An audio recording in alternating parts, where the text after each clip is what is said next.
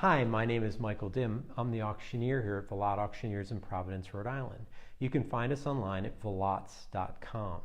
This is the first in our series on art forgeries and how art forgers work. And the idea of this series is to help collectors identify forgeries. Forgers often use the same tricks.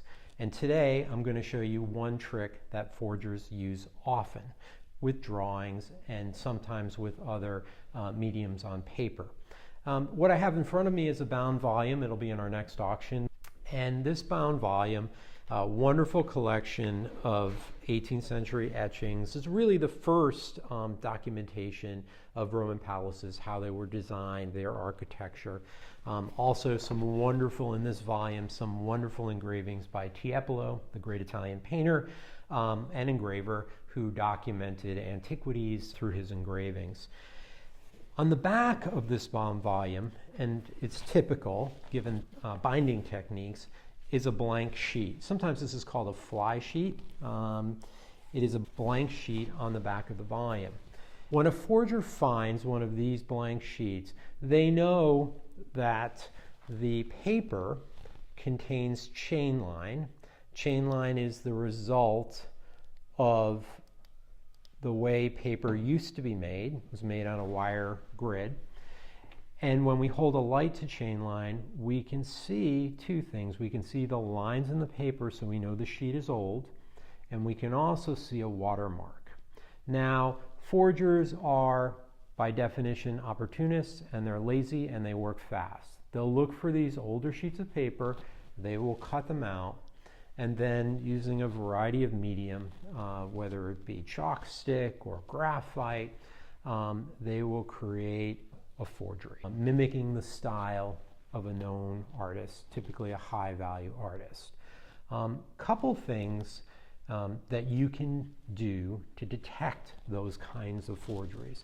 When you're looking at an older work on paper, the first thing you want to be looking for are any strange tone marks, or tone marks that don't seem to correspond to the age of the drawing. And here what you see is a square tone mark. And what that relates to is the back of the etching on the prior sheet. And what's happened over time, over the last few hundred years, is this etching has bled through and created a toning pattern on this sheet.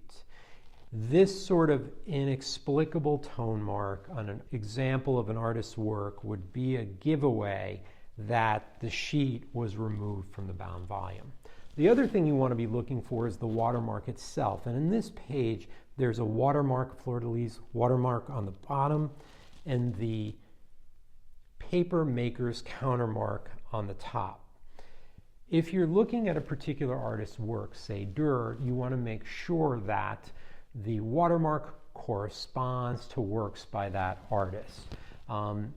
If you find a watermark and there's no record, say Albrecht Dürer, of the artist using paper with that watermark, you likely have a forgery. In next week's installment, we'll be talking about another trick that forgers use often. If you're interested in this bound volume, it will be in one of our upcoming auctions. If you'd like to follow our auctions, you can find us at Velottes, VALLOTS.com. Thank you.